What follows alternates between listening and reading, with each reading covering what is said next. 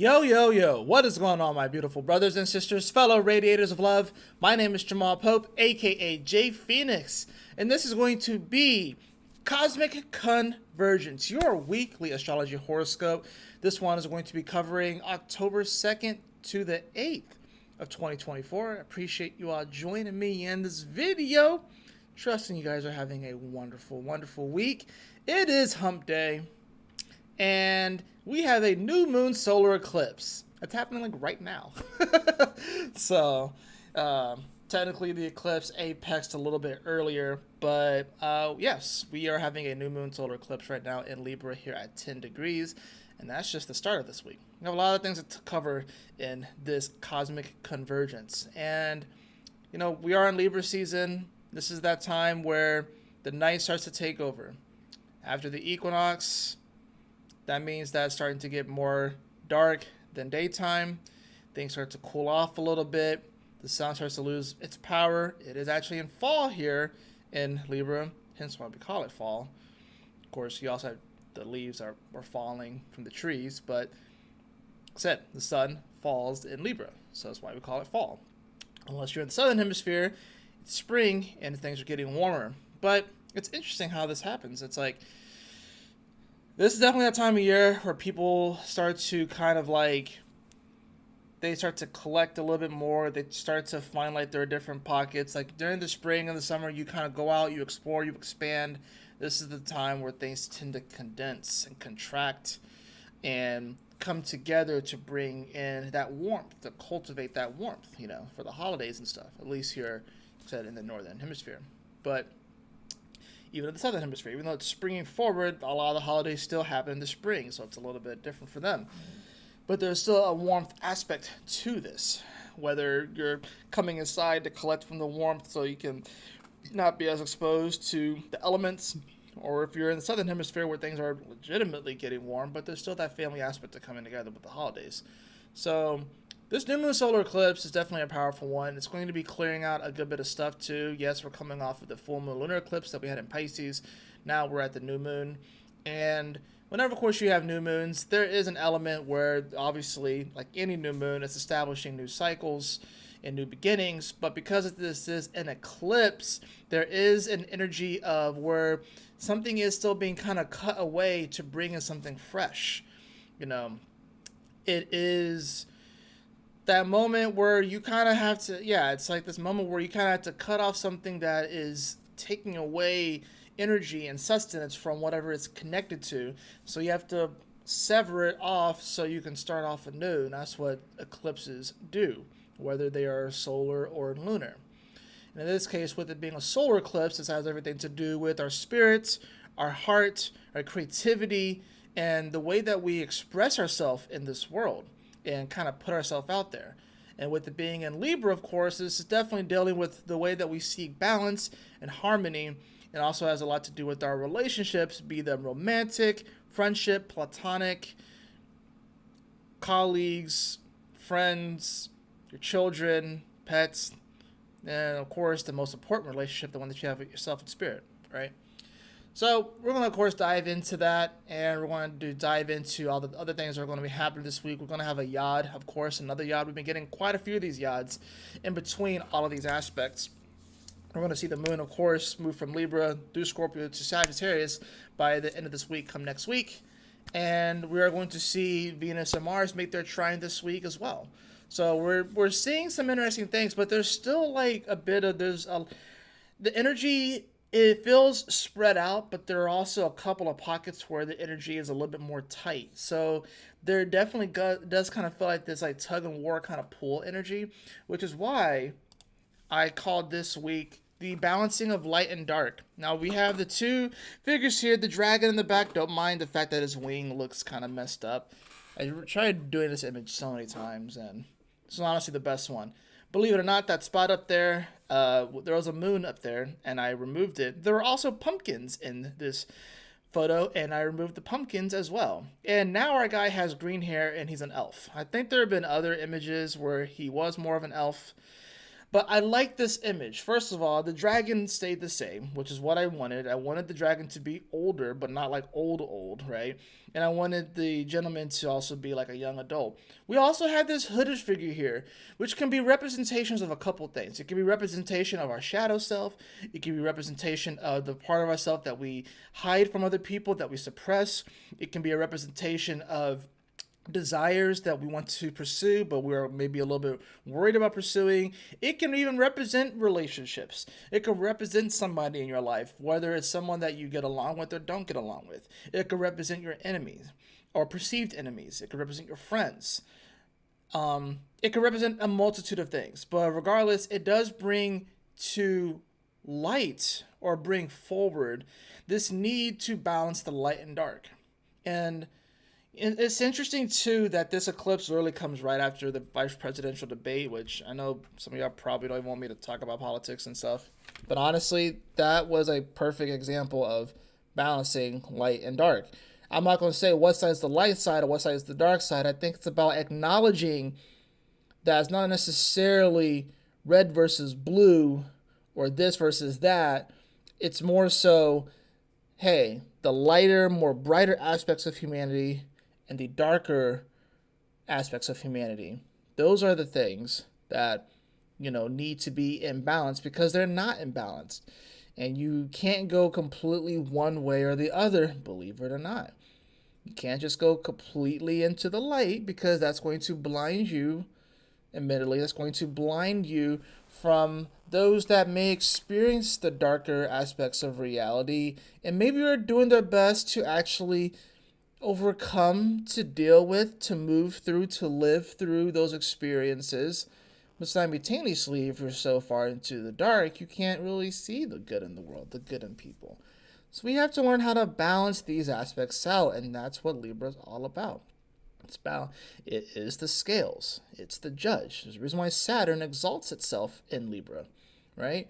So Saturn, of course, is all about status, right? And it's about business, it's about adulting. Why is it that Saturn exalts itself in Libra? That's because the true mark of someone being mature is whether or not they can find balance and harmony, and they can find some sort of camaraderie and partnership. There's a reason why, when it comes to maturation, that relationships are the things in our life that mature us the most.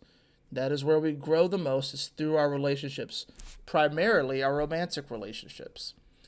So it's a good idea to kind of see where Libra is in your chart and where Saturn is also in your chart, because that could help you during this time.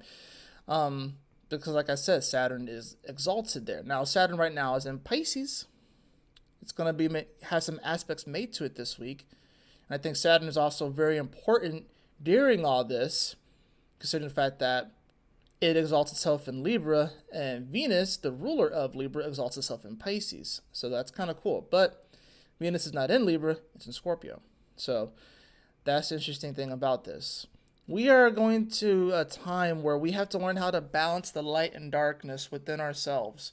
We can look out into the world and see what we perceive as light and what we perceive as dark, and someone else may perceive it differently. But we can go out into the world and perceive what we see as light and what we see as dark. And we can make our judgments.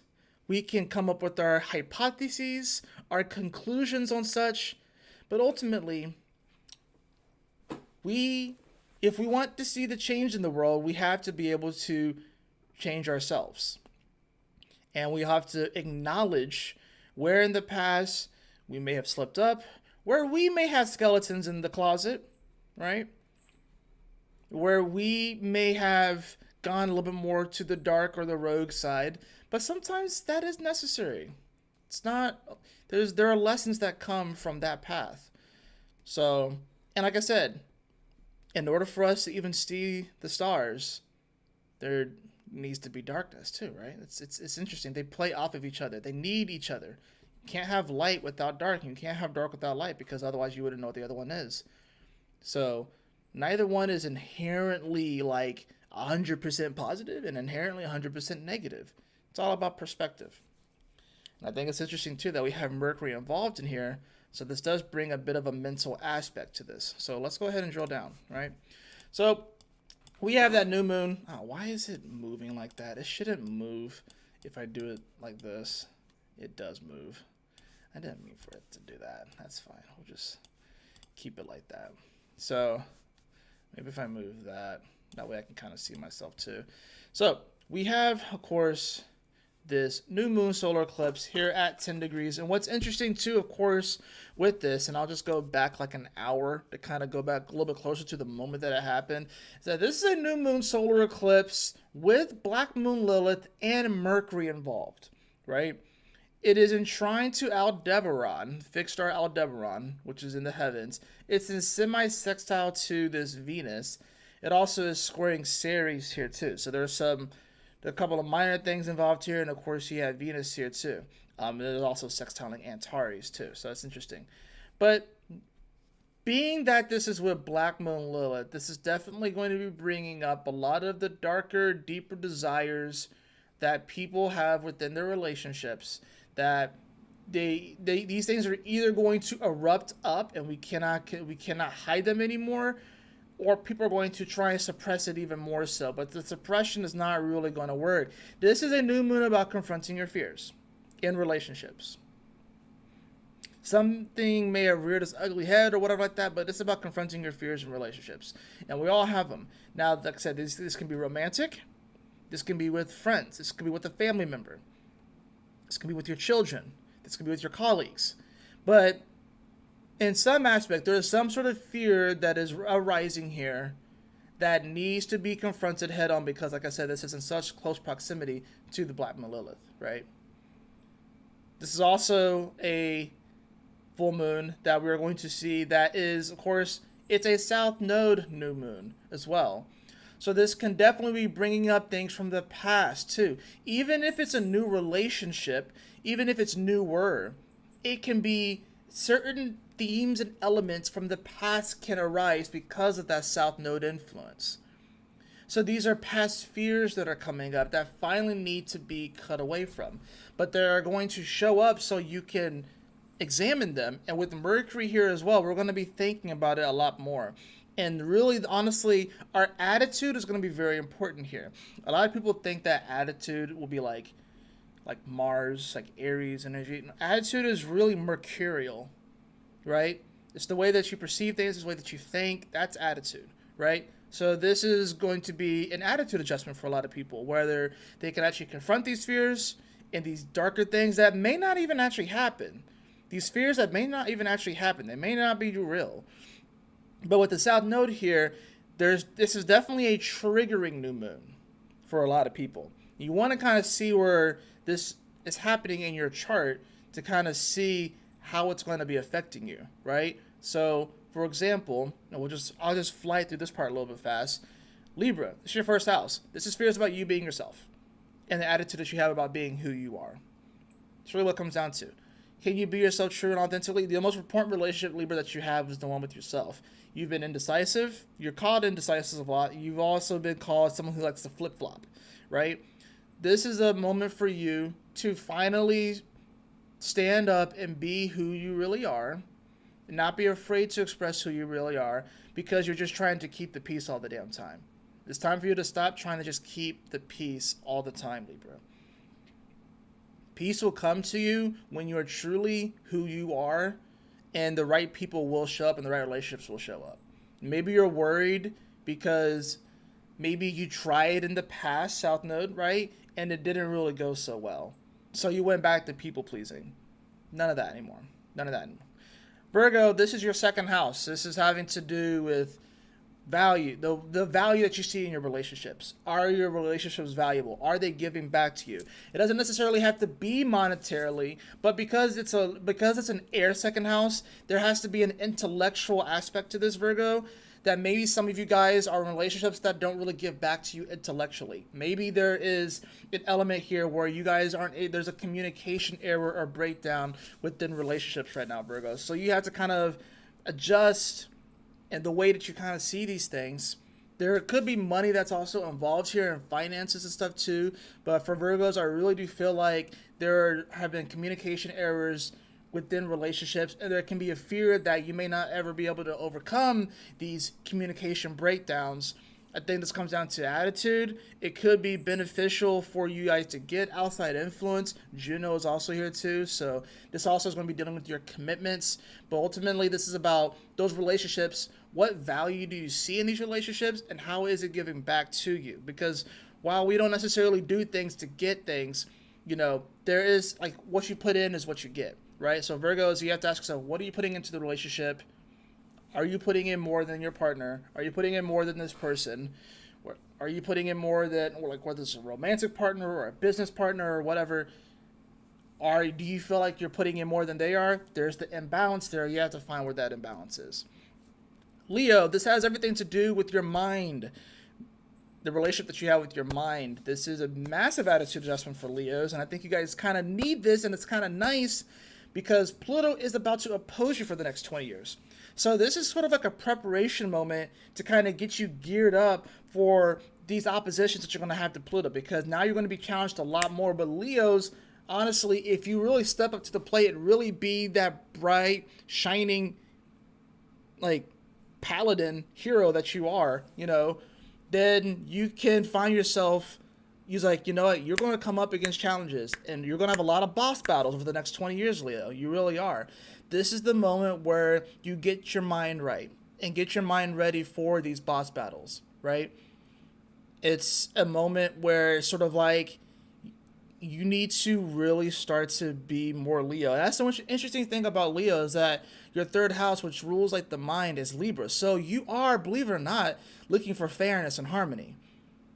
Everyone likes to think that it's always all about you. But Leo, you want to bring the party to everybody. And that's kind of the cool thing. That's just why Leos and Libras tend to get along, right? That's why they tend to, like, Leo is the one hosting the party, but Libra is the one. It's at Leo's house, right? But Libra is like the one that's like does a lot of the promotion and stuff like that too, right? So it's like, Leo, you can't be afraid to invite people over. And I think right now, Leo, you have been afraid to invite people into your mind. You've been afraid to kind of let people see the deeper parts of your mind because you're worried about what people are going to think. But honestly, you need to shine a light on that more than ever so people can really start to see how you think, because we're going to need that energy when Pluto goes into Aquarius. And only you can deliver that. Cancer, this is your fourth house. This has everything to do with like your home life, your sanctuary, and you rule the natural fourth house, right? But Mars is in your sign, and this new moon solar eclipse is going to be in square to it. So, and remember, Mars doesn't like to be in your sign, doesn't like to be in Libra. So there are fears really here whether or not you can build a sustainable home and be really comfortable in that place. And Cancers, you've been getting pounded like lately. Like you've been getting like really like pounded, especially with Pluto that's gone in and out of Aquarius back into Capricorn. It stayed in Capricorn for such a long time. We had major aspects, major conjunctions that were opposing you with like the Saturn-Jupiter conjunctions and stuff. And of course, some conjuncting Pluto as well. Like you've had a lot of stuff. You've been going through it, Cancer. You are finally getting to a point where you're pretty much at the end of that long, dark tunnel. This is one of those final moments where, yeah, there's always going to be some sort of challenge, but a lot of your biggest challenges are actually behind you. Now it's about whether or not you can feel comfortable in your own skin, comfortable in who you are, comfortable in your own mind, Cancer. But yeah, it's about whether or not you can actually really build that home and that sanctuary. It also is going to come down to, of course, your surroundings are very, very important, and the relationships are very, very important, right? It's almost like you don't want to invite anybody into your home and your space that's going to disrupt your peace and your harmony, because you've worked so hard to even get it to this point. And while it's not perfect, it's a lot better than where you were 5 years ago, or even a year ago. It's a lot better than where it was even a year ago. Don't be afraid. I think there's probably someone that's kind of ready to enter that sphere, and you're afraid because you feel like it's going to go left again. But you have to ask your gut, you know. it probably won't go nearly as left. There'll be challenges, but it's not going to go left the way that you think it will. Gemini, this is your 5th house. This has everything to do with your heart, your creativity, your expression.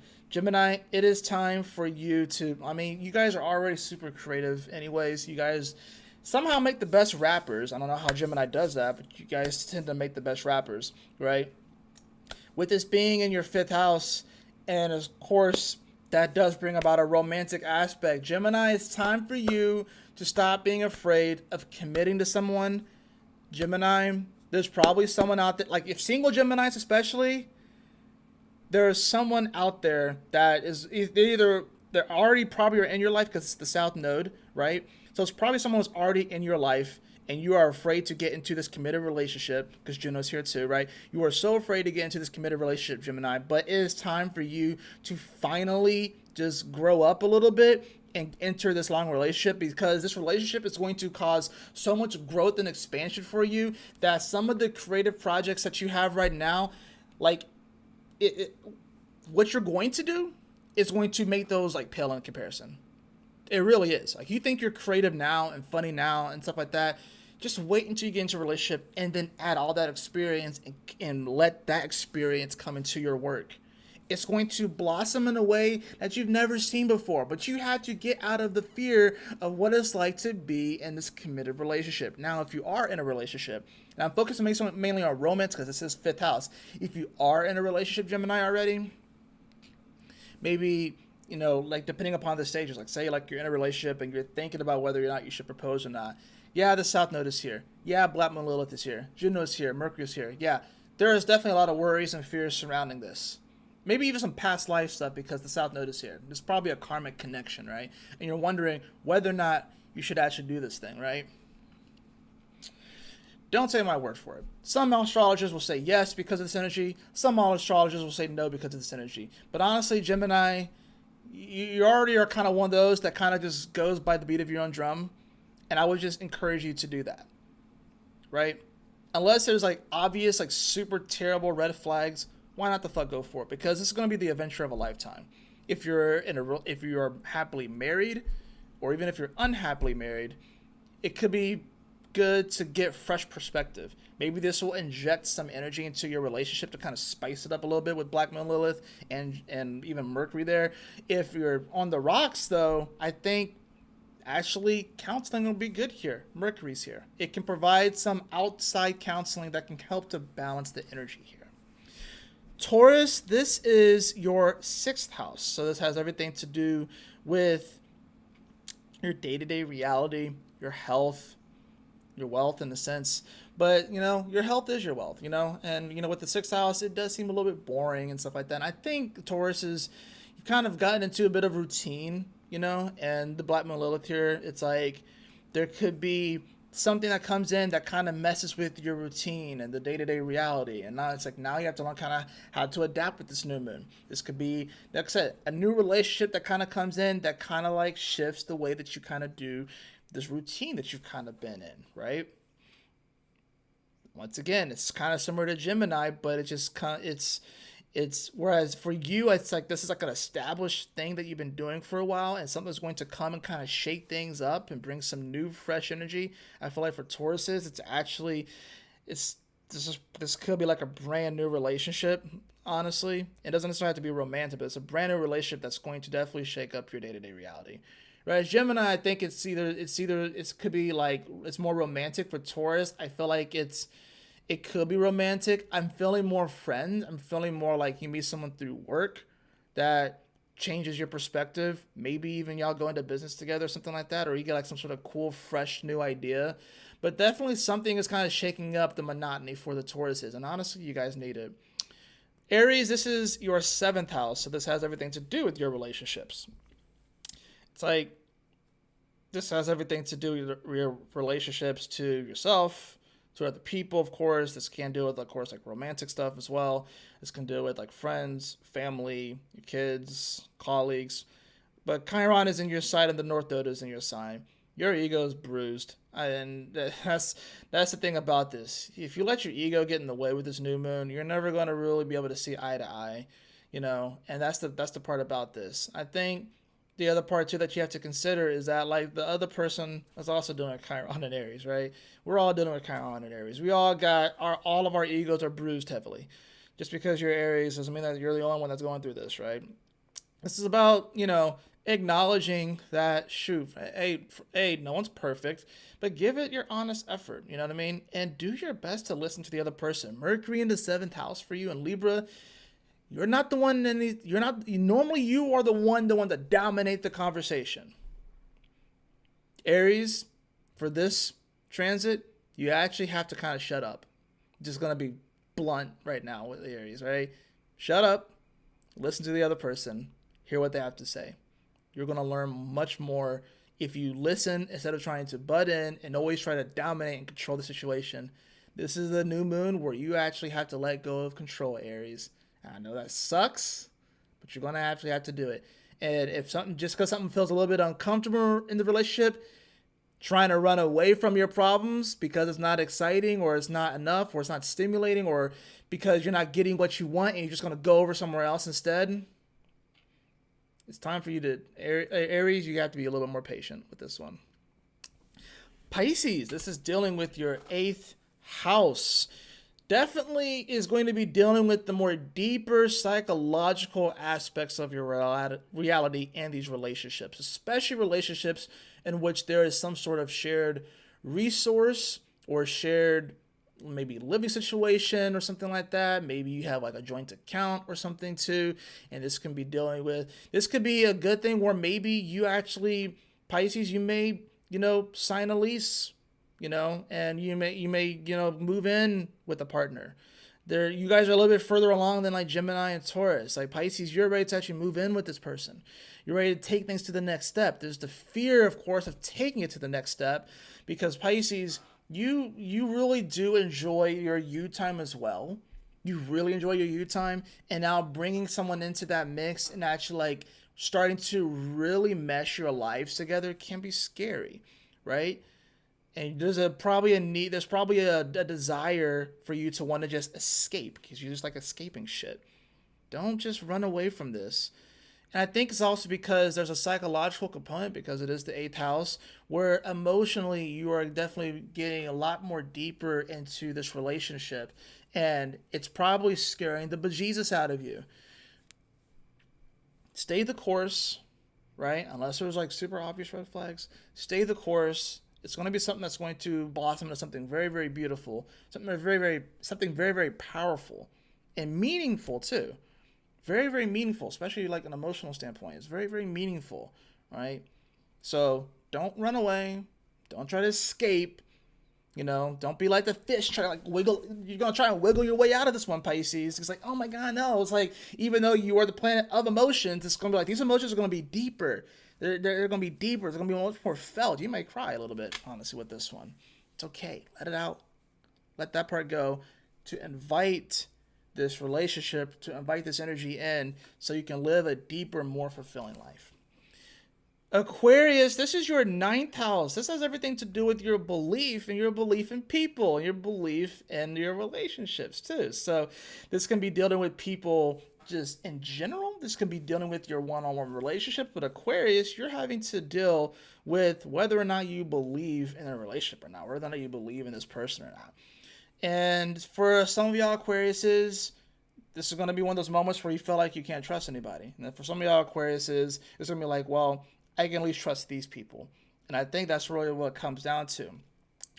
There is an element here where you want to be a little bit more optimistic. This is the 9th house, right? You want to be a little bit more optimistic about this, but you've been burned in the past. And I think that's where the thing is with the South Node and Black Moon Lilith involved here, is that you've been burned in the past. So you don't necessarily know if you want to make these commitments in these different relationships and really trust said individual, right?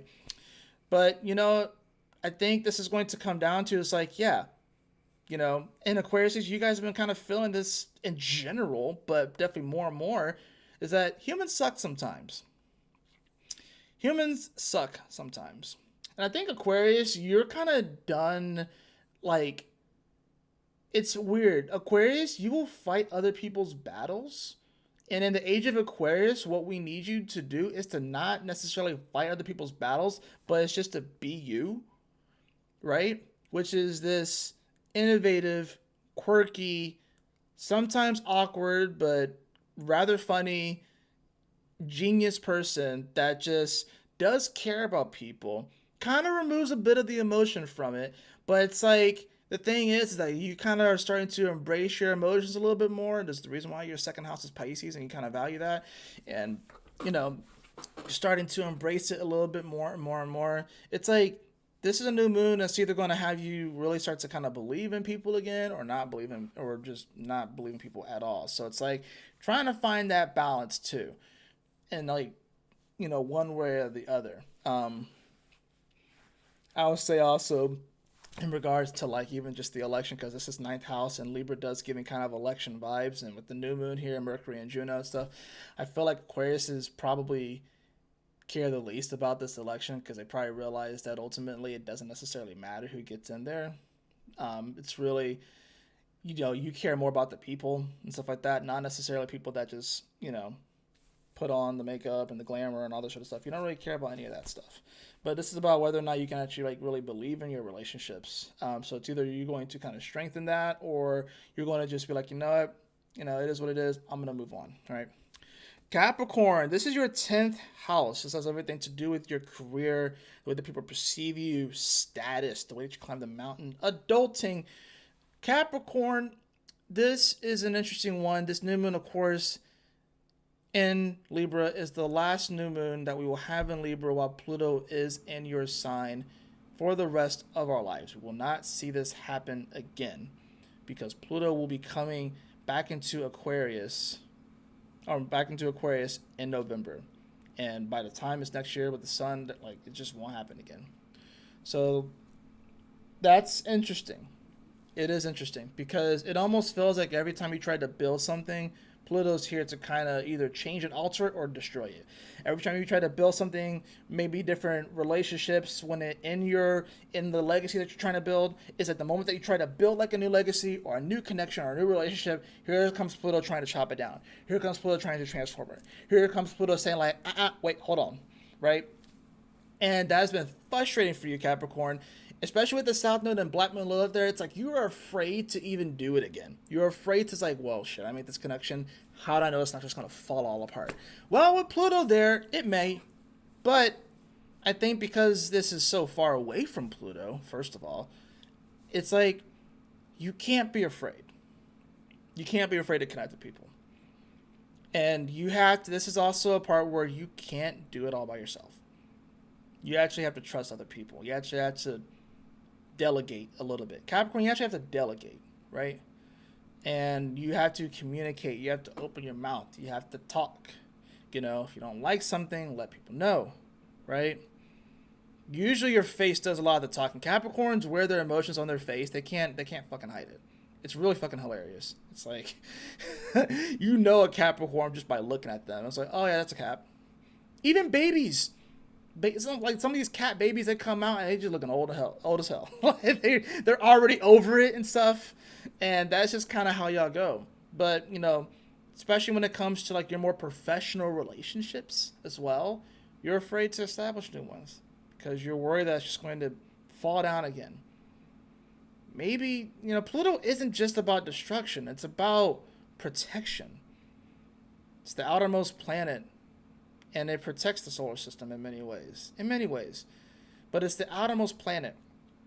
And even its shape around, even its orbit around the sun is a little bit different, right?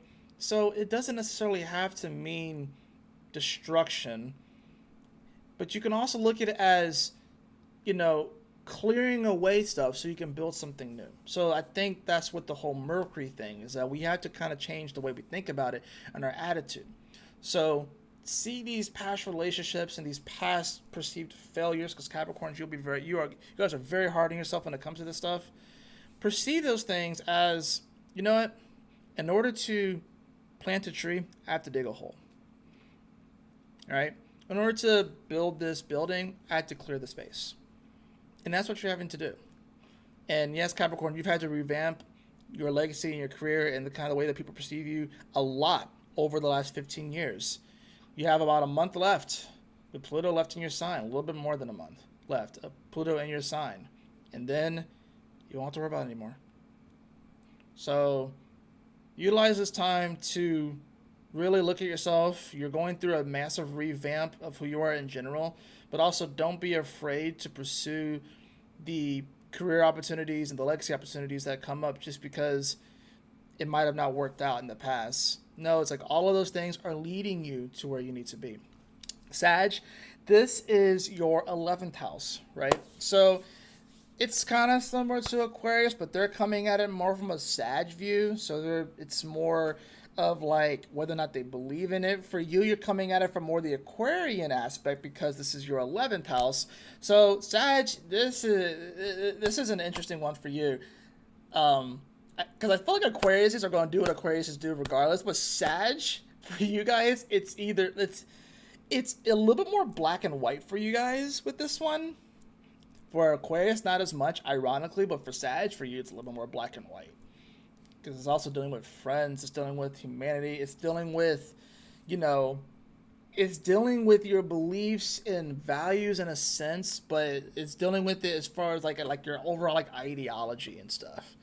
And for Sagittarius, I feel like it's either you are like super white pilled or you're super black pilled. And I think this new moon is going to kind of help cut off maybe some negative attitudes that we can have about this, or it's just going to cut off your hope and you just don't care anymore, which that might not be a bad thing. It might not hurt to not care anymore, especially for the Sagittarius that care too much about what other people think. Maybe this finally gives you the opportunity to kind of break out of your shell and to really be that Sag that expands and explores and is the life of the party. You know what I'm saying? But I think it's about, picking those parties properly. You don't want to go so far. You don't want to end up in the back of an alley doing like coke or something like that. But it's about, your environment does matter and your vibe does matter. I think Sagittarius, this is a massive vibe check because Aquarius rules vibration. This is a massive vibe check on like who you are, the people around you, your thoughts, your ideas, your mentality. This is a massive vibe check.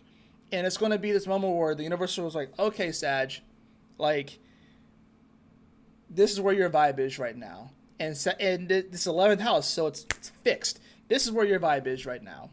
And it's going to have a lot to do with the relationships. So you got to look at the relationships around you. Because those where their vibe is going to it's going to help you to see kind of where your vibe is. If you like it, cool. If you don't like it, then you gotta make some changes. But this is a massive like vibe check. Like you're driving and one of the lights that comes on the dashboard is vibe check. Like you're having to do like a vibe check right now because some of you guys need to fill up on a little bit more. And maybe you've been running on empty for a while. So like I said, even for the Sagittarius that just don't give a fuck anymore, this could be the nice swift kick in the ass that you need to get going. And Scorpio, this is literally a kick in your ass. This is the 12th house. So yeah, Scorpio, this is a new moon that, okay, yeah, your relationships are very, very karmic here, right? Especially with the South Node here. Any relationship that you're in is very karmic. It's supposed to happen. Probably some past life stuff. And it's with Venus in your sign too, you're definitely wanting things to be spiced up a little bit, and you're kind of feeling it too, but you're wanting to receive a little bit more from your partners and from your relationships. You're wanting to receive, you want to feel like, okay, yeah, I can feel this. This is nice. This is good. You want to feel that. If you don't feel that, then this can be a moment where it's like, oh shit, like, if you don't feel it, are you going to go back into a 12th house thing and try to escape via some weird obsession or whatever like that? Some weird obsession or weird, I'll say drug, right? Or you may trap yourself. You may put yourself in a mental prison. Scorpios are dealing with mental prisons right now, around their relationships in general, whether it's romantic with themselves, whatever. This can be an opportunity for you to break out of that mental prison so you can see the beautiful landscape of all that is fucking possible. Now, Scorpios, it's weird, y'all. And I'm a Scorpio too. It's been a roller coaster ride since since Saturn was in our sign, right? There have been moments where we're on cloud 9, and there are moments we are in the pit. We're in the fucking pit. And what's weird is that sometimes we like being in the pit. Sometimes it's nice to be there. But I think we're getting to the point, it's like, you know what? Shit. I think it's about choosing your pits wisely. You know what I'm saying? Like, choosing your pits wisely. Like, instead of, like, the pit being, I'm just going to say it, and if you do this, whatever, doing coke in the alley, maybe your pit is, you know, maybe you eat a little bit more cake one week than you probably should. You know what I mean? Or maybe, you know, it's like, it could be, I don't know. I'm trying to think of something. But it's like, I think it's about choosing them wisely. The highs and lows are going to come in life. But, you know, you can do a better job at choosing your lows. So I think it's about not automatically going back to weird places or weird relationships to kind of make yourself feel better because you're wanting to receive some spice and some deeper intimacy because Venus is in your sign, and maybe it's hard, maybe you feel like it's harder to connect with people on that aspect. But this, like I said, this is very, very karmic. It's very, very spiritual. Scorpios, if you are single and a relationship comes through romantically, this is someone that you were destined to meet and you were destined to be with. If you are already partnered up, this is still someone that you were destined to be with and destined to meet, right? I don't think just because the South Node is here and Black Lilith is here, I don't think that's just bad. It's going to go wrong and stuff like that. This is about our attitude about it. Mercury. It's about the way that we perceive it. It's about our mentality. And whether, and Juno's here, which is all about commitment, whether or not we can commit, maybe even recommit to this relationship, especially the relationship that you have with spirit. Because since this is 12th house, Scorpios, I feel like a lot of you guys have ancestors that are like talking to you, and it's time for you to open up and kind of receive those answers from those ancestors. So that's the new moon for each sign. I may end up doing some timestamps and stuff like that, but I wanted to just go over that real quick before I hop into the rest of the video. And like I said, I will do my best to kind of get through it so I'm not like taking too long, right? But we'll see, of course, as the day progresses, that moon's going to hit Mercury, which of course has been involved in this whole new moon. Then we're going to move into Thursday. Now, when we come into Thursday, the moon is immediately going to square over to Mars. So that's like early in the morning. It's also going to oppose Chiron and trine Jupiter at the same time. Now, Jupiter is going to sit at 21 degrees the entire week because it's moving very, very slowly, right? So you can see Jupiter here is moving very, very slow. It's moving a minute a day, and it's actually going to slow down even more so. It's going to slow down even more so. So that's the interesting thing about that, that we have to take into consideration is how slow that planet is moving, and it's close to retrograding. So we'll see that moon, like I said, it's going to square Mars really early in the day, and then we will see it, of course, during the waking part of the day, at least if you're here in the States, you know, we will see that moon start to make that opposition over to Chiron as well as trine over to Jupiter. So this is a nice aspect, but this also can be like, shoot, if you overly identify with your bruised ego, you're not going to be able to see the beautiful ways that we can kind of expand into the future. You know, I know Jupiter and Gemini is not really super happy, but this is about making the best of the situation, making the best out of our circumstances, and seeing that we can still find balance, peace, and harmony in these areas. And we can still find some even sense of camaraderie in these areas. But if your ego is bruised and you let your ego get in the way with that Chiron and Aries, and you're not even able to see the lessons that come from those trials and tribulations in the past, then you're not going to really have fun with this energy. Now, granted, of course, you're not going to feel this too long. It's only going to be for a couple of hours that we feel it. But you're going to see 21 degrees get triggered multiple times over this week. And I think that's very interesting. 2 + 1 is 3. 3 is Jupiter energy. And that, in many ways, does deal with our belief and mentality in a sense, although I would say mentality is kind of mercurial, but mentality can be Sag as well. So it can be Jupiterian. But you're going to see this come up a lot over this week. That's why I wanted to say that this is about balancing the light and the dark within us, because we all have it within us. And, we'll see like really positive, nice transits throughout the week, and then we'll see some kind of iffy transits throughout the week, right? So Thursday, though, it's really just the moon making these different aspects. We have, of course, some building energy. Mercury's building up to, of course, the quincunx to Saturn. It's building up to a square with Mars. Venus is building up to the trine with Mars. We'll see that build, of course, throughout the week. Now, moving into... Well, yeah, that's like the main stuff that's happening that day. So moving into Friday, we're going to see that moon, and it's going to actually be involved in another yod. This yod, of course, is going to be dealing with Uranus and Neptune, which are within a 2.5 degree orb. So it's not like a very tight yod, but it's still there. And this moon is going to quincunx Uranus and going to quincunx Neptune within several hours of each other. So I think this is another interesting thing. It's pointing to, if you have any planets around 26, 27, 28 degrees of Libra, you're going to be feeling this a lot more because the moon is there and something may kind of come up and everything like that regarding that particular planet.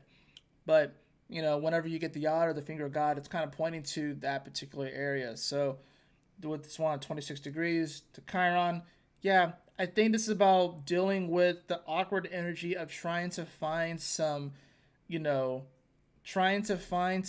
camaraderie or balance between groups of people in different, like in Taurus is like the earth and the land, maybe different groups of people, and trying to find some sort of common ground here. It can be awkward to try and find that when it feels like they're so different from you. I mean, Uranus is also alien, so this can also be you dealing with someone or something that feels alien to you and trying to find the balance and harmony in there. The other part of the yod, of course, is the moon making it over to Neptune, which brings about this whole aspect. It's like, well, shoot. Yeah, here, we may look different.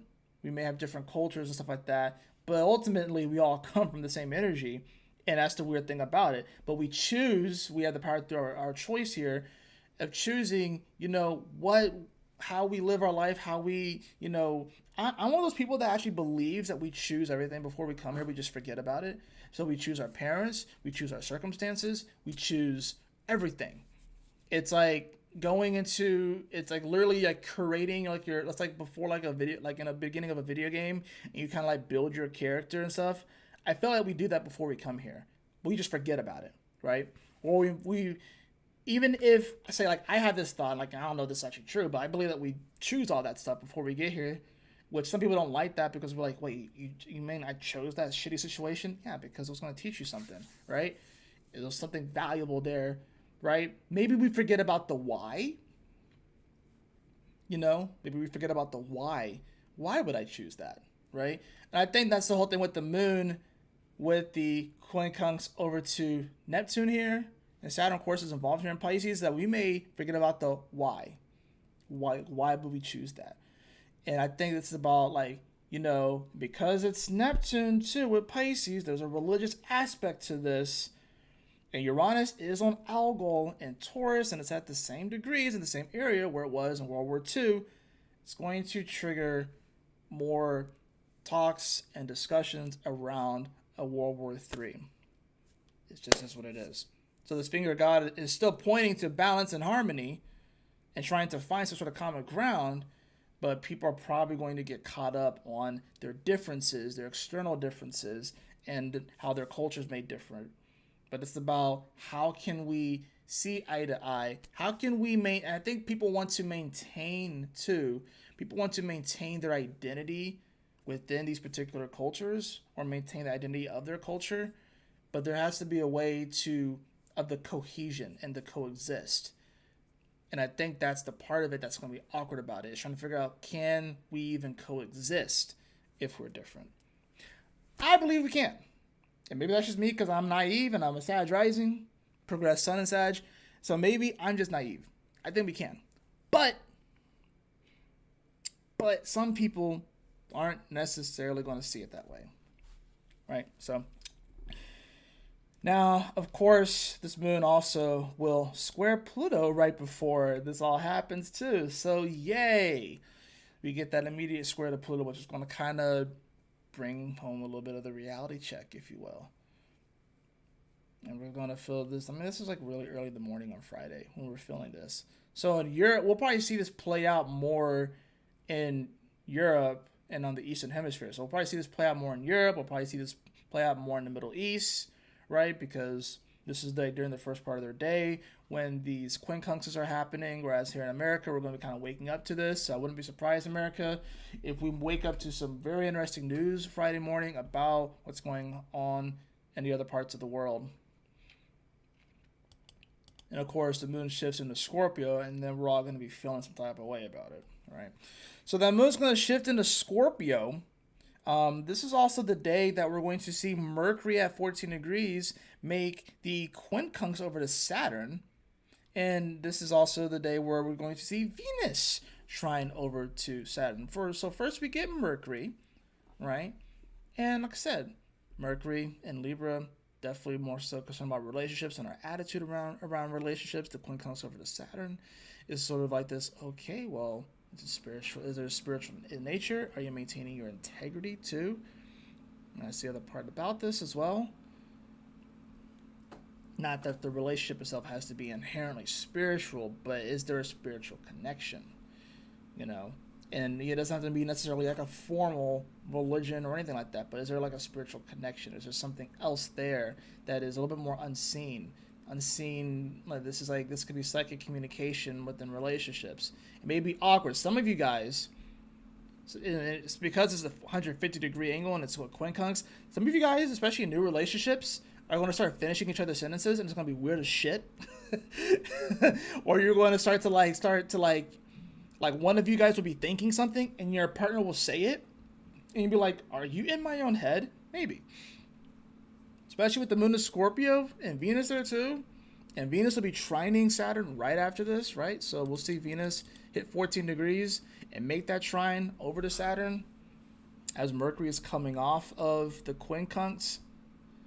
Yeah, this is definitely psychic communication out the ass. So it's like, you know, I think this will probably be more shocking to people in newer relationships because it's just going to come out of nowhere. People that are in established relationships, you're kind of already establishing that psychic connection, but you'll probably have another one on this day on Friday and be like, yo, what in the world? It'd be so weird. It's like, it's going to be interesting to see, honestly. It's going to be interesting to see. But it's going to just come out of left field. It's going to be weird. It's going to be awkward. And you're like, whoa, are you reading my mind? That's kind of the vibe I'm getting off of that, right? So, but like I said, I think this Venus trine Saturn is an interesting one because Venus, like I said, it's in fallen Scorpio, but the trine to Saturn is still saying that, like, you know what? Sometimes we may not always receive what we, want in the relationships or even from life, because Scorpio is about the deeper desires and wants stuff. We may not always receive it, We may not always receive the spice or the depth that we want, right? Saturn here is going to be like, you know what? You have choice here, though. You have choice to do something different. You have choice to accept what it is that has come in. You have the choice to not accept it, right? And that's the cool thing about it. You have choice here. So it's going to be like, and with the Mercury coming right out the quincunx to it, this does have to do with your attitude and the mentality aspect. It's in the 12th house of Venus, this Mercury. So it's going to be like, you know what? I think it's about opening up to what is being received and not trying to, I guess, do this whole Pygmalion effect. If you know what Pygmalion is, it's like a story of essentially someone that... The whole Pygmalion effect essentially is pretty much trying to craft somebody to be like your perfect person, but then they're not even authentic in who they are, which ultimately screws up the relationship. We can do that with relationships, we can do that with jobs, we can do that with whatever, and try and paint this image and create this thing to be what we feel like we want and need, but then we get it and it actually is not, and it sucks, and maybe that person or whatever like that is miserable trying to be that way instead of just authentically being themselves. And I think that's the thing about the Venus trine Saturn, is that it's going to be a little bit difficult because it's Saturn, first of all, and it's Venus in its fall, so it's already going to be a little bit difficult. But this can allow you to see some really beautiful parts of your relationship that you may have been blind to before, when you just kind of open up and accept and receive who that person is on a deeper, more emotionally raw level, right? Or you can choose to you could choose to look at it that way, or you could choose not to, right? That's a beautiful thing about this. You have choice. I think that's a cool thing about Saturn and Pisces is that while it does deal with spiritual integrity, it's like, I feel like when it comes to free will, because I believe in sort of like a combination of like free will and fate, right? But Saturn's very like hard rules, strict, but it's in Pisces, the most mutable sign. So we actually have a lot of free will, much more free will in Saturn and Pisces than probably any other time.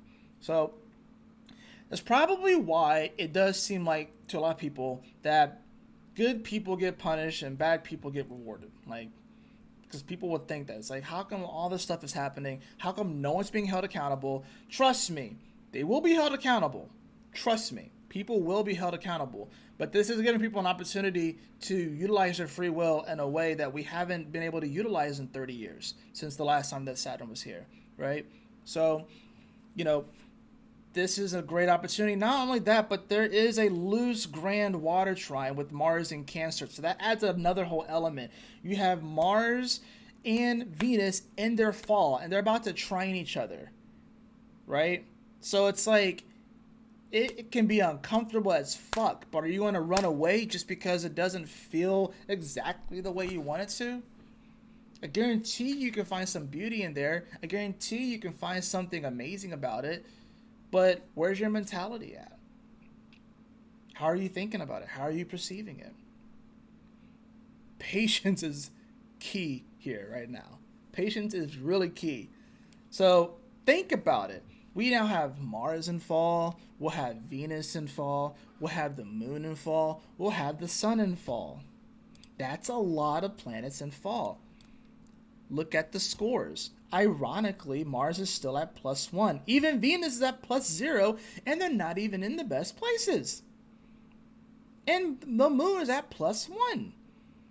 So even though it doesn't feel the best, doesn't mean it's bad. Venus is neutral, Mercury is neutral, and these are +1. That tells me that you can still find some positive in here, especially when it comes to the personal planets: Mercury, Mars, Venus, all personal planets. The transpersonal planets, Jupiter and Saturn, which have, Jupiter 13 months in a sign, Saturn about 2-3 years in a sign, right? They're not feeling too good. -5 and -5 respectively, and then the sun is -9. So the way that it appears and the way that it looks bad. Oh, it looks terrible. It looks so bad with the sun in Libra, right? Because it illuminates and it shows what's there. It looks bad. It looks bad. People aren't very it's hard to look towards the future with Jupiter and Saturn because it's just like, it just all looks bad. It looks so bad. -5, -5, -9. It's hard to look ahead. It's hard to look to the future. It's hard to plan. It's hard to plan right now. That's why I think it's really important to kind of focus on the things that are working and to not be, this is why you need to kind of tune out all the extra shit. I think it's good to be aware of it, but you need to tune out all of the extra shit and to tap within. That's why I have this image here. Balancing light and dark. We had to learn how to balance these within us. All of the light and the dark we see out in the world is a reflection of what is within us too. I know that sounds crazy and some of you guys don't want to accept that, but it is true. Or at the very least, collectively, the light and dark within us. And we collectively manifest it, right? So we do have some level of responsibility in this. Your responsibility is to be the best version of yourself. That's it. That's it. It's just to do your best to be the best version of yourself. You're going to have ups and downs. You're going to have wins, victories. You're going to have losses and defeats. It's all good. But, like I said, this is a time where it doesn't necessarily feel that great. The outlook, it doesn't look great. Hard to look towards the future. But even though even though it's not the best, it could be a lot worse. Even though it's not the best, it could be a lot worse. Crazy, right? So, now as we continue on this Friday here, as this moon continues throughout, like I said, we had Mercury that was in trine, we had Venus that was in trine. I already talked about those. Let's move on to Friday. Let's move on to Saturday. We'll see this moon that is going to make the trine over to Saturn, of course, here at 14 degrees, getting ready to conjunct Venus. Kind of join up with this grand water trine energy. It's not exact, I know, because Mars is now at 17. Venus is at 15, but it kind of joins the party a little bit. So we're going to feel more into this trine, a lot more. We're going to feel into it, though, from the Venus side of it, though. That's where we're going to be coming from primarily. So we're going to be feeling it from, like, how are we receiving this, and how is this affecting our psyche? How is this affecting us psychologically, you know, with the Scorpio energy? That's the interesting thing about the new moon, though, with it, too, is, like, since we're going to be feeling more into it from the Venus side, this can be a moment, Saturday can be a day where people may self-destruct, or people may, you know, realize that, shoot, you don't have to necessarily receive bullshit if you feel like you're receiving bullshit. You can do something about it. You can change the situation. You can do something. You can change the relationships. You can move on. You can do whatever, right? But I think it's about, like, what are you willing to accept and embrace? What are you willing to kind of bring in? You know, that trines Saturn first before it even hits Venus. So I think that's kind of the nice thing about it. It's like, at least we're being given the choice. So I think there's no coincidences that the moon will trine Saturn before it squares Venus. So it's like, well, you have choice on what to do here, and then it hits Venus, right? So it's like we're receiving the energy, right? And then it's going to trine Mars, action. What do you do about it? You know? So, you know, and what you do about it is going to be really based off of what you believe about the situation, you know, especially considering the fact that Mars is going to be in the 9th house to this moon and to this Venus. So, yeah. And like I said, it's about, you know, what do you believe about the situation? What do you believe is worth fighting for? You know, whether it's like your jobs, your relationships, your beliefs, you know, you're going to make the choice. Like, what is worth fighting for? What is worth bringing in? What's worth accepting in? What's worth receiving? What's worth fighting for? You know, that's kind of the important things here. So, that's the 5th. Now we move on to Sunday, and this is going to be the day that we actually do finally see that Mercury make the square over to Mars. Of course, it's a little bit earlier in the day, but they'll be squaring throughout the day as well. This is also going to be the day that we see the Sun is going to make a quincunx over to Saturn, because Saturn is getting ready to shift to 13 degrees here, actually. So I think they actually do quincunx at 13 degrees. Yeah, I think they actually do quincunx at 13 degrees. We get another yod, too, because the moon at 21 degrees, 21, 21.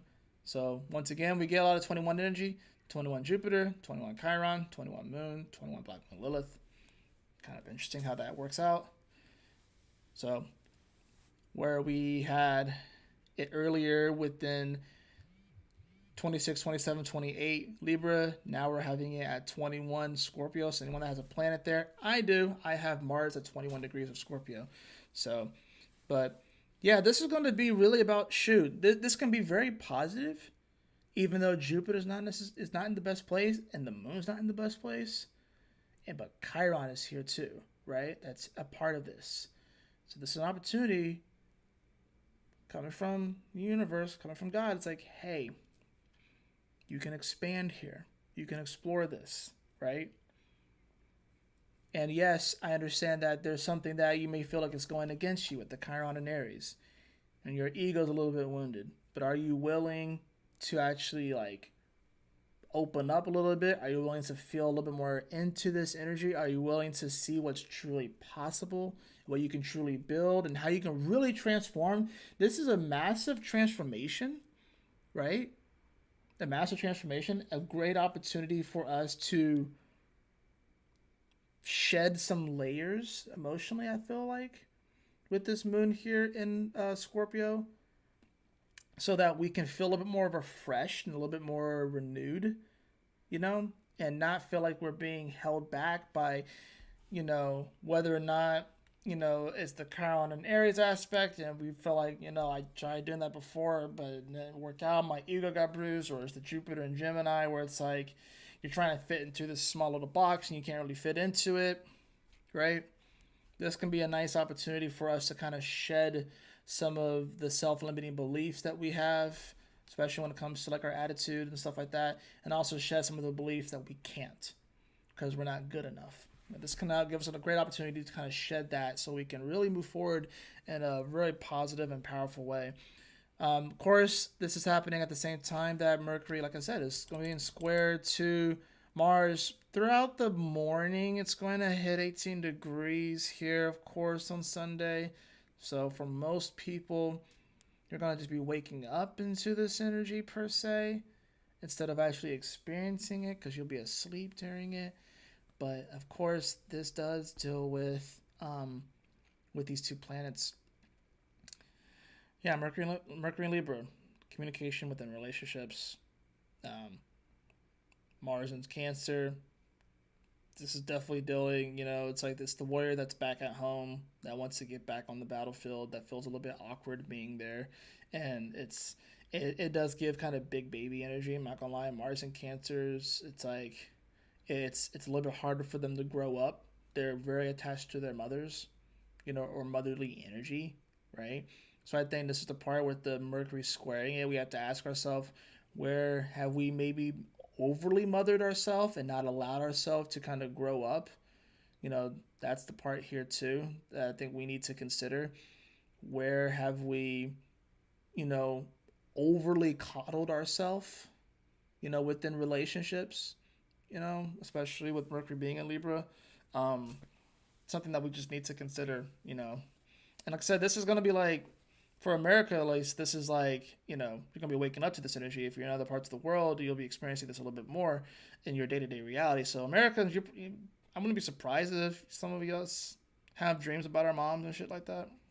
But definitely that's going to be on the mind a little bit more of people, is all like the connection to the mother and whether or not we've been overly coddled. And this could be dealing with, like, like this is like hand holding energies. Like, is someone holding your hand too much and you're not like letting go? Like, you gotta learn how to swim eventually. You can't just hold your mom's hand forever.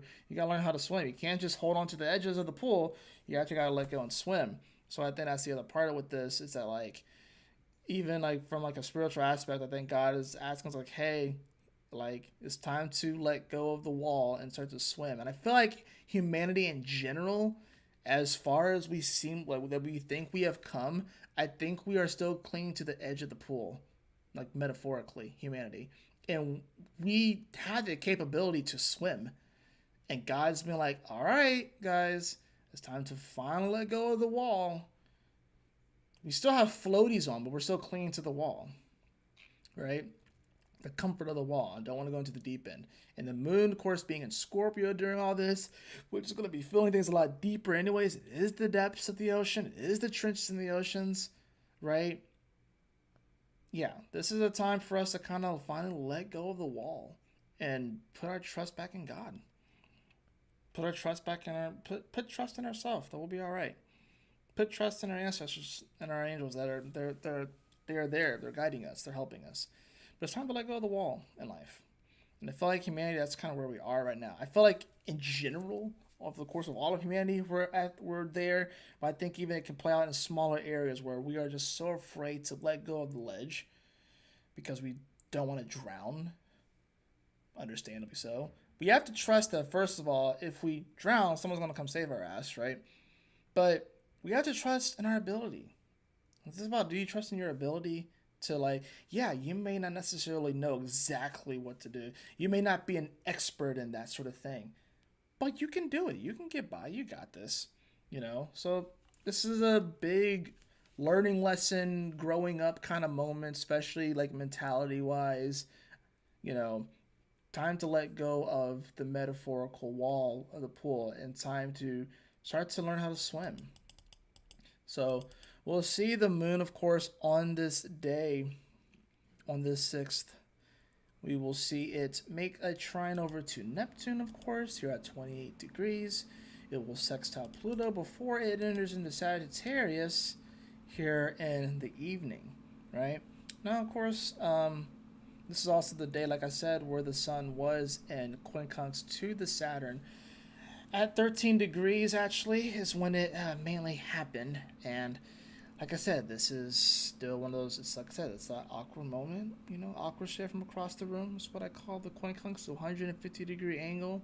Definitely going to be bringing up integrity within relationships, how we're communicating in relationships, you know, not hiding things from our partners, not hiding things from people, you know, but being upfront, being honest, being real, you know. But because Saturn is in Pisces, there's a lot more choice here without necessarily the seemingly repercussions, but the repercussions will come. That's the weird thing about Saturn and Pisces. It feels like people are kind of just getting away with shit. Trust me, they're not going to just get away with stuff. It's not going to last forever, right? Energy will not last forever. Especially, I would say, once Saturn comes into Taurus, it's going to, like, when Saturn comes into Aries, people are still going to try to, but it's not going to work as well. But when it comes into Taurus and it materializes, that's why the decisions that we make now are going to be very, very important. They will affect what happens in another 3 to 4 years when Saturn is in Taurus, right? Yeah. So that's why it's really important to see that. It's probably why this election is so big too, because 2028 when Saturn is getting into, because I'm pretty sure that's when it's going to be, right? Like 25, 27, yeah, 27, and then, yeah, 28, yeah. So that's why it's hugely important, because this is going to be the moment, we're going to have the Saturn-Pluto square that year too. Oh, Jesus. Right, so that's why this is really important too. The decisions that we're making right now with Saturn and Pisces are going to materialize once Saturn goes into Taurus, and that's why it's very, very important right now. So that's why you have to, like, really be on your A game, you know, and not just do things because you feel like you can get away with it and shit, right? That includes your relationships, right? So trust me, if you cheat on your spouse and you don't tell them, they will find out in 4 years. If they don't find out before then, it will happen in 4 years, and it'll blow back up in your face. It will blow up in your face. And probably the weirdest way. They probably cheated on you too. And you'll be shocked. Be like, oh my God, we cheated on each other, right? But it's going to come back up in 4 years. We'll see it, right? So just keep that in mind, right? Let's keep that in mind. We move into October 7th, and we're going to see the moon make a trine over to Saturn. This is also the day that we will see Venus make its trine over to Mars, although it's going to be a little bit later in the day. Yeah, it's a little bit later in the day when we finally see Venus hit 18 degrees. This is going to be around the time that the moon is getting ready to trine over to Saturn as well, right? So still kind of building up. Mercury's building up to an opposition with Chiron, right? And now we have the Venus-Mars trine that is building. It's going to build throughout the night and going into Tuesday. I think it's interesting too, because they would probably rather switch places. Venus would feel better in Cancer, and Mars would feel better in Scorpio, even though Venus, it rules Libra and exalts in Pisces. It's not bad in Cancer, right? Cancer is fine, right? But Mars is like, much rather be where Venus is. So I think that's the other part too, where I think, like, there could be a part of myself that wants to be somewhere else, or wants to be where something seems more exciting, and we want to like receive that thing, right? And I think that can be a little bit tricky here too, where it's like we feel like we need to be over there or with that person or doing that thing and receiving that. And we may be looking at someone that is in that spot. We may think, wow, they have it all together. They have what I want and stuff like that. And maybe so. Maybe it is something that actually is meant for you. But desire is definitely going to play pretty heavily here too. Desire is definitely going to play pretty heavily here. But because this is a trine, this could be, some of y'all may get pregnant. Some of you guys who have been waiting to get pregnant, y'all may actually get pregnant here, right?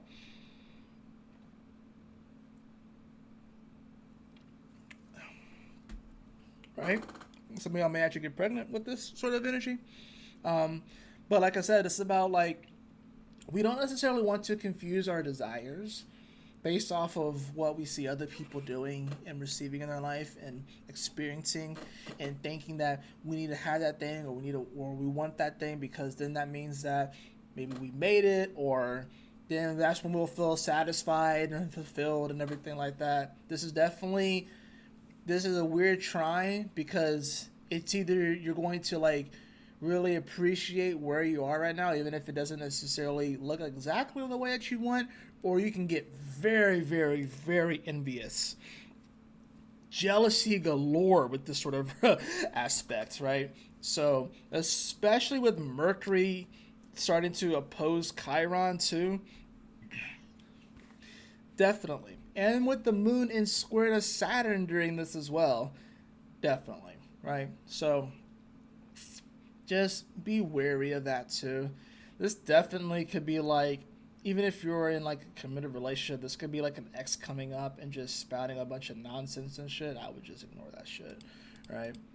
Now, as we move into Tuesday, Tuesday's an interesting day. We actually have quite a bit of stuff going on. We're going to see that 21 degree get triggered again. We will see that moon that makes a sextile over to the sun really early in the day. It also will quincunx Mars here at 18 degrees too. But look at Chiron now. We'll look at Chiron. So now we have Mercury over here that's opposing Chiron at 21 degrees. It's also going to be trining Jupiter at 21 degrees, right? We also will see the moon hit 21 degrees of Sag. So we once again kind of get triggered with that number, 21, 21, 21, 21. And it's interesting too, because Mercury and the moon are in sextile, Jupiter and Chiron are in sextile, Chiron and the moon are in trine, Mercury and Jupiter are in trine, but Mercury and Chiron are the ones that are opposing each other. And and the moon and Jupiter are opposing each other. It kind of gives me bow tie feels. It kind of does feel like a bow tie, if you will. So I don't know why, but it just feels like that. Like, hold on, let me do this real fast. I want to like, how do I do it where it's just like, I just remove all the points so y'all can actually see it a little bit better. Rulerships, display points. That just does that. That doesn't really help me. You can kind of see it in here though, right? You kind of see the bow tie. It also could be a letter, but I see more of a bow tie kind of energy. So there's sort of this interesting moment here where it's like, I don't know, it makes me feel like we're kind of dressing up and kind of not necessarily putting on a show, but I think it's about, showing up and kind of putting our best foot forward kind of energy. I think that's really what it comes down to. I'm going to take this back to where I think I have my default points. Yeah, it's about putting your best foot forward. Despite all the craziness, despite all the weirdness, it's about putting your best foot forward, giving it your honest effort too. But like I said, I think it's interesting that this 21 gets triggered again. Like I said, 2 + 1 is 3, and 3 is Jupiter energy. It's also in numerology, it's about expression. So I'm at life path 3. So this is going to be like, how do you express yourself? How do you put yourself out there? Are you being true? Are you being authentic to who you are? Are you worried about what other people think? Are you worried about your image? Are you worried about like creating this image of yourself that is fake just so you can be accepted by other people? And that's the other part about this.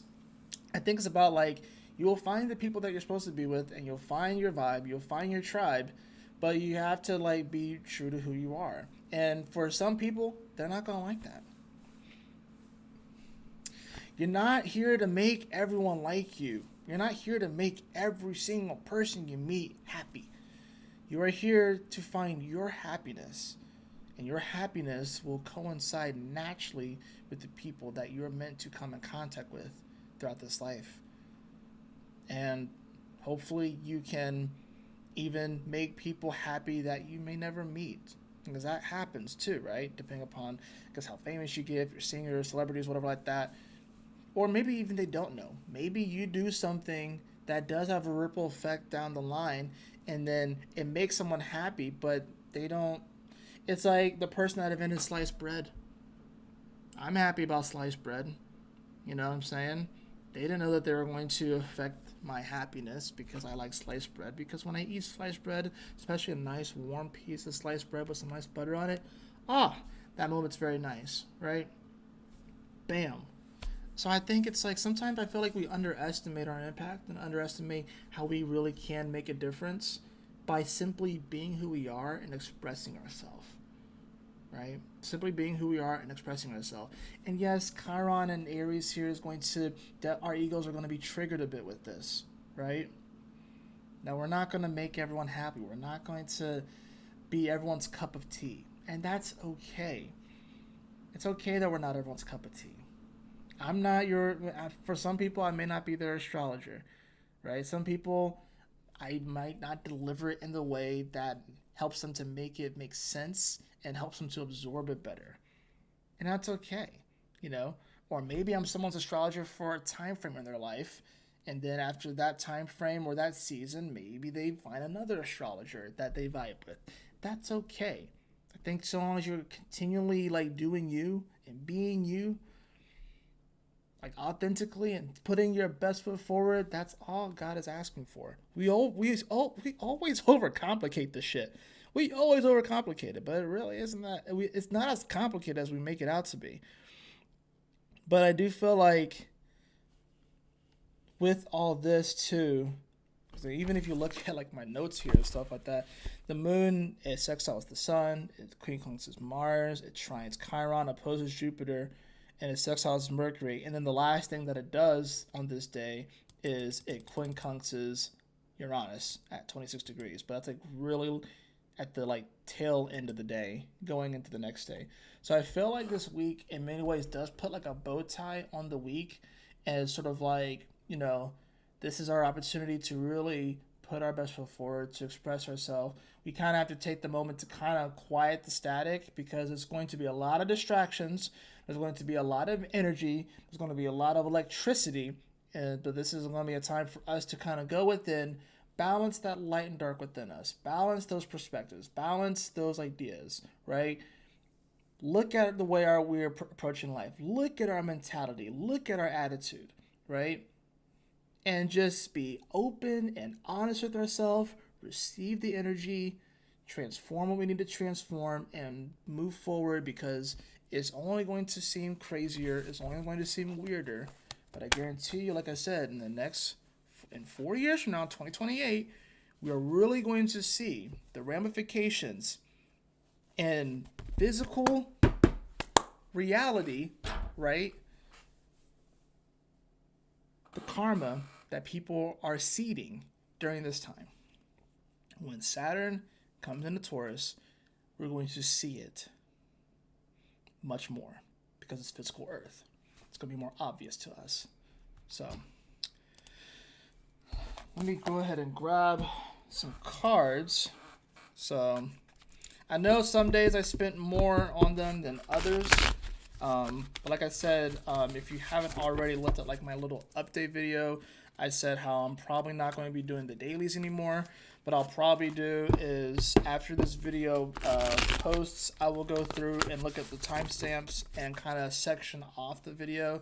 That way you can look up the eclipse. I go through the 12 signs, then you can look kind of day by day, and you can tune into that throughout the week to kind of see, you know, how everything is. And it's good like this too because first of all, it'll allow me to do other content and stuff, and you know, we're just gonna test this, see how this goes. You know what I mean? So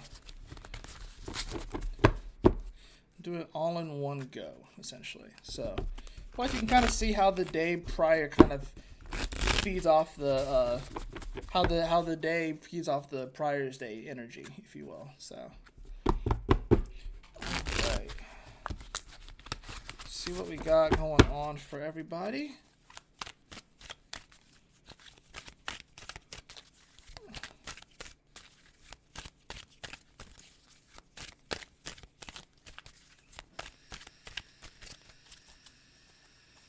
Alright. I'm trying to remember the name of this deck. I think it's what I'm thinking. This is actually a deck that my wife bought me. I think it's called the Line Strider Tarot. Yeah. Line Strider Tarot. I like this because it this description right here is interesting. It's a deck that explores the edge of magic and logic, animal and human consciousness and unconscious mind. Yeah, I kind of like that, actually. That's kind of what it does, and I feel like that's kind of where we are right now in general, too. Plus, it has like these little ink blots on the back, so it kind of brings about a bit of like a psychological edge to it. And I kind of just feel like that's kind of where we are in general. Right, so it's always a method to the madness as far as why I choose the decks that I choose. Let's go ahead and get the card. This card is going to, of course, apply to the collective energy. So... Alright, let's see what we got here for this week. Oh, I got two cards. I have the Seven of Wands, interesting enough. I have the Seven of Wands. And then I also have the Chariot card in reverse. The Chariot card in reverse. This is kind of this does feel like a go back to basics. I feel like the Seven of Wands is all about like you're having to defend where you are, you're trying to defend your position, you feel like all this energy is coming at you from all these different angles. The Chariot card in reverse is saying, hey, go back to the place you call home. Come back to center, recalibrate, meditate. That's what this is all about. It's like, I think we could be so focused on fighting and trying to put out all these fires, because this is Seven of Wands, so it does have a fire. You may be so worried and concerned about putting out all of these fires that you may forget why you even embarked on the journey in the first place with the Chariot card, right? You may have forgot why you even decided to pursue this in the first place. Now you're just busy putting out all these fires. Then this is a great way to ask yourself, why are you doing this in the first place? Why did you pursue this? You know, so it's about kind of taking things back to basics in a sense, right? Because sometimes when we overcomplicate things, sometimes it's good to remember our training. This is a day to remember your training. Remember your training on Padawan, right? You've come a long way. It's time for you to remember some of the basics, right? Remember what it was like to be a rookie. Remember what it was like to only know the move Ember, and you didn't know how to use Flamethrower yet, or Fire Blast yet. You were only using Ember, like small little sparks, but you defeated quite a few Weedle, right? You defeated your fair amount of Pidgey using that move Ember. It was your best move at one point, and you perfected it, and then you learned Flamethrower, and you learned Fire Blast. Pretty cool, right? It's about remembering where we came from. I have the Moon card here too. This is about being emotionally perceptive. You know, I think this is an interesting one. It has a lobster, it has a dog, it has a wolf, and then it has like these two like pillars, if you will, those two pillars, right? So, you know, we may feel like, you know, oh, it's better to be a dog. Oh, it's better to be a wolf, right? And then you have, of course, like the lobster down there, right? Which is kind of interesting. You have the lobster down there representing the whole Cancerian energy. But I think that's kind of where we are. It's like a lot of people are like, oh, it's better to be this way. Oh, no, it's better to be that way. The truth is probably somewhere more in the middle, right? The truth is probably somewhere more in the middle. And I think we have to be, you know, open with our emotions. You know, we have to, well, I say we have to be open as far as like accepting the way that we feel about things, but also we have to realize that really the truth of the matter is not necessarily this way or that way. It's somewhere in the middle, and we have to be honest with ourselves about that middle and realize that, hey, there's two sides to every story, right? There's two sides to every story. So it's like, just be careful about trying to go hardcore into one way and hardcore into another way. Especially when this is not the time necessarily with these two cards. It's not necessarily the time to be trying to fight and put out all these fires and stuff like that. This is the time to like come back to center and get back to the why and the basics, and of just like, look, it doesn't matter that we may be a little bit different. There's some commonality between us, and that's what we need to focus on more so. I have the Lovers card in reverse. This isn't necessarily a bad thing, but this can deal with lovers' quarrels and stuff like that. I'll draw another card just because I have the Queen of Swords here as well. Someone's probably taking a very strong position within a relationship, right? And is probably unwilling to yield. And I think that can be dangerous here. So there's a level of patience that needs to have here, especially with the Seven of Swords, the Chariot, and the Moon card. If you're in a relationship and it seems a little bit weird or rocky, whatever like that, more than likely the answer is somewhere in the middle. And you need to kind of go back to the basics, like why you even fell for this person in the first place. You know what I'm saying? So like I said, it doesn't have to be a bad thing. It's just someone's taking a very, very stern position, or maybe you're both taking a very stern position, and you're looking at it very, very black and white. It's not black and white. It's messy. It's somewhere in the middle, but it's not black and white. And you have to be willing to accept that, right? Final card for everybody I have is the Ten of Wands. Yeah, we all feel like we are carrying a lot right now. We all feel like it's tough. I think this is going to be a week that gives us an opportunity to actually drop. Not that we're dropping the things forever, but it gives us an opportunity to kind of take pause, meditate, and then pick back up, right? I'm literally getting the image of someone that's kind of like walking, and they have like this very heavy like sack on their back, whatever like that. They have this very heavy sack, and they're walking, and they really want to get to their destination as fast as they could, but they just need time to just relax.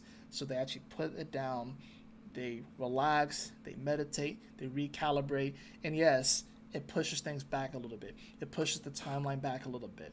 But honestly, we kind of need this moment to realize that it's okay to kind of put things down from time to time, to not feel like we need to be the one that's putting out all the fires, that's doing everything. We can't do it on our own. That's the other key part here, is that no man is an island, no woman is an island, no person is an island. We do need each other, and it's okay to put things down for a time so we can recalibrate, refocus, readjust, meditate, so we can move forward in a positive and powerful way, in a much more effective way, in a much more effective way. I have the root chakra. We're talking about getting back to basics. The frequency of the root chakra, the red flower of life, stimulates passion and supports our sense of security on this physical plane, both in our bodies as well as in the physical world.